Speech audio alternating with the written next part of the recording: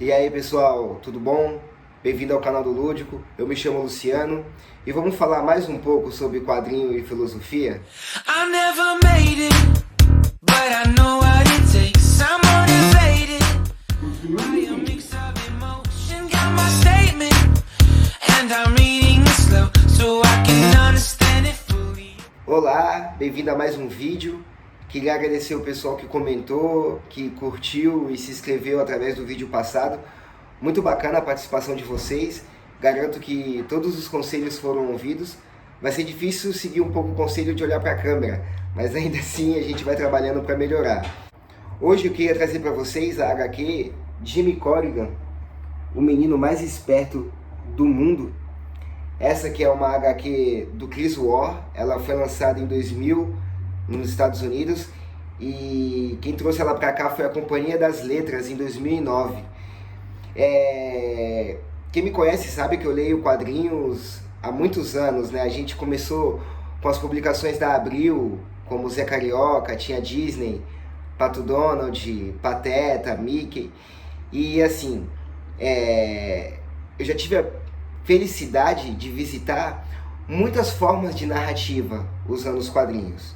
E a narrativa ser criativa, a história contada ser algo novo, não é tão difícil de encontrar. Agora, um layout, um design de quadrinho, da forma como o Chris ele consegue fazer com o Jimmy Corrigan, eu nunca tinha visitado. É impressionante como ele consegue usar os recursos que só o quadrinho tem para poder trazer tristeza, um sentimento de vazio, de claustrofobia.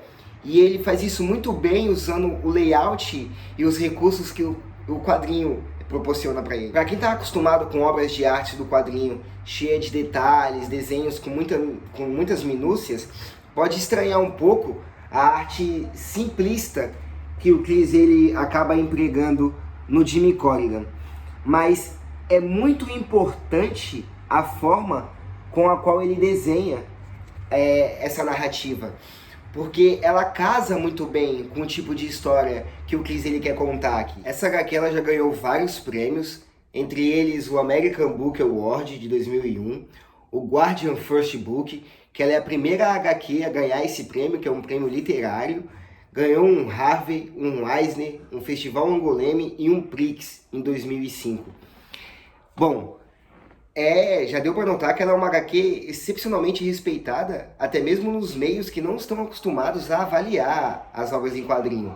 A Time falou bem do Jimmy Corrigan, tem um artigo do Zeca Camargo no G1, no qual ele analisa e sugere a leitura do Jimmy Corrigan.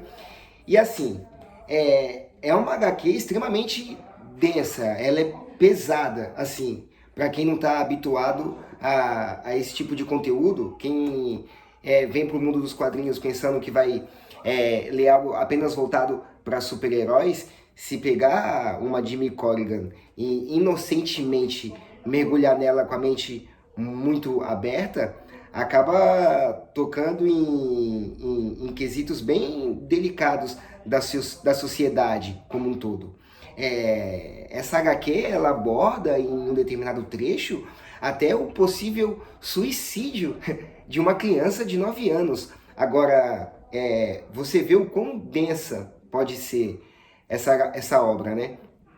A história ela conta a vida do Jimmy Corrigan, que ele é um cara de meia idade, com seus 36 anos por aí. Ele trabalha numa repartição e ele nunca conheceu o pai. Ele apenas tem contato com a mãe, que acaba sendo super protetora, e ela é personificada, o autor personifica ela por ligações telefônicas. A gente vê ela o tempo todo ligando pro Jimmy, e o Jimmy sempre dando uma desculpa de o porquê que não vai visitar, sabe? E isso acaba até que mexeu muito comigo, né? Porque sempre tem aquele negócio de quando a gente acaba amadurecendo, o contato com os nossos familiares progenitores acaba ficando mais escasso. Então, a desculpa as desculpas, né, que ele dava para a mãe dele acabavam que eram as mesmas desculpas que eu já dei em N situações, e a gente acaba se questionando sobre os valores das atitudes, quais são os caminhos em que a gente deve ou não seguir. E tudo muda no cotidiano do Jimmy quando ele recebe uma carta do pai dele, convidando ele para visitar o pai, esse pai que ele não conhece. E ele se vê envolto numa trama onde o cara está tentando reconquistar, não, talvez não é reconquistar a palavra, ele está tentando angariar, está tentando conseguir essa redenção, com essa reminiscência do que ele não viveu com o filho. Reminiscência é ele querer relembrar algo que ele nem viveu com o filho. Tanto que quando o Jimmy tem um trecho bacana, que quando o Jimmy acorda de manhã, tem um café da manhã preparado pelo pai dele, só que é um café da manhã que o pai dele está habituado a fazer para a filha adotiva, que ele acabou criando, né, no decorrer desses anos em que ele não teve a relação com o Jimmy, e ele tenta lateralizar o que ele fez para essa filha pro Jimmy, achando que ele vai conseguir o mesmo resultado. E não, acaba que o Jimmy se surpreende com aquilo, acaba não gostando daquela atitude, talvez achando até mesmo estranha, né? E a gente vê como ele não tem personalidade perante a presença do pai. Tanto que ele passa quase que a obra toda usando roupas emprestadas do pai, por causa de N situações que acontecem lá no cotidiano, que quem for visitar a obra vai ter a oportunidade de acompanhar. A narrativa do Chris War, ela é muito importante nessa história, mas, como eu havia dito, não somente pela oralidade que ele emprega, mas sim também pela forma como ele desenha e distribui esses desenhos nas páginas. O layout da HQ é impressionante. No começo eu até me surpreendi, porque a gente acaba não vendo o rosto dos personagens que não são Jimmy, né? E isso acaba lateralizando muito com o que a gente vê em Tom e Jerry, que a gente não vê o rosto dos adultos, né? Aqui acontece a mesma coisa, mas por outro motivo, outro viés. Na verdade, a gente não vê o rosto dessas pessoas porque o Jimmy não consegue manter a cabeça erguida. Ou seja, é muito em primeira pessoa a obra. A gente está muito envolto no olhar do personagem. Então, como ele está sempre de cabeça baixa, um cara deprimido, triste, tímido, nós acabamos não vendo o rosto das pessoas, porque o Jimmy ele não olha para as pessoas. Existe muito enquadramento no calçado dele, e isso demonstra o quão pesada e densa são, na verdade, esses criptogramas que o Chris War ele emprega na HQ. Existe um trecho muito bacana e misterioso que ele inicia a obra com o suicídio do Super-Homem.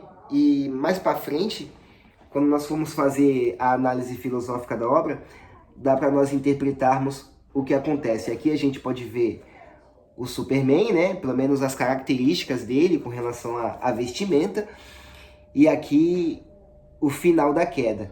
É muito metafórica essa abordagem do Chris War na obra.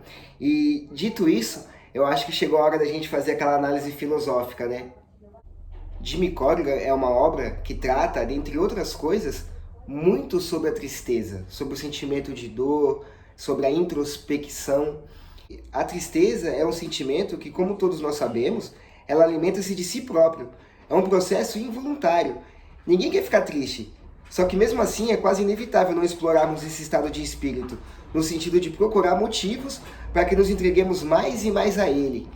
Ou seja, ninguém resiste à oportunidade de um sentimento tal como esse.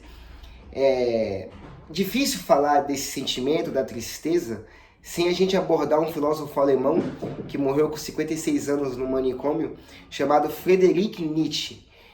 O Nietzsche ele é conhecido primeiramente, por derrubar muitas das crenças que foram implementadas pelos filósofos pós-socráticos, como Platão, Aristóteles, próprio Sócrates, e ele defendia muito mais a arte, a visão muito mais pré-socrática dessas filosofias.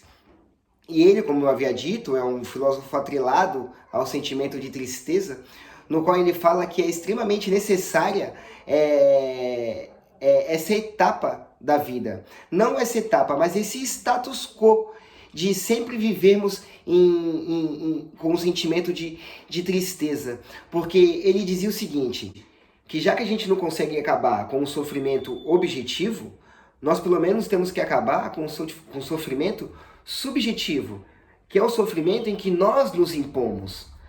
O que acontece muito no cotidiano hoje é que no Brasil, por exemplo, existem 17 milhões de casos de depressão somente nesse ano, ou melhor, no ano que passou, né, em 2019. E o problema não existe na necessidade de tomar um Rivotril. O problema é que as pessoas estão tratando todas as tristezas, todas as suas lamúrias como depressão. E não, depressão é um mal grave que precisa sim de tratamento. Mas o seu carro ter sido rebocado, você ter tomado uma multa, ou seu time perdeu um campeonato, isso são lamúrias do cotidiano. Nem sempre essas lamúrias precisam de tratamento. O tratamento talvez seja o tempo agir.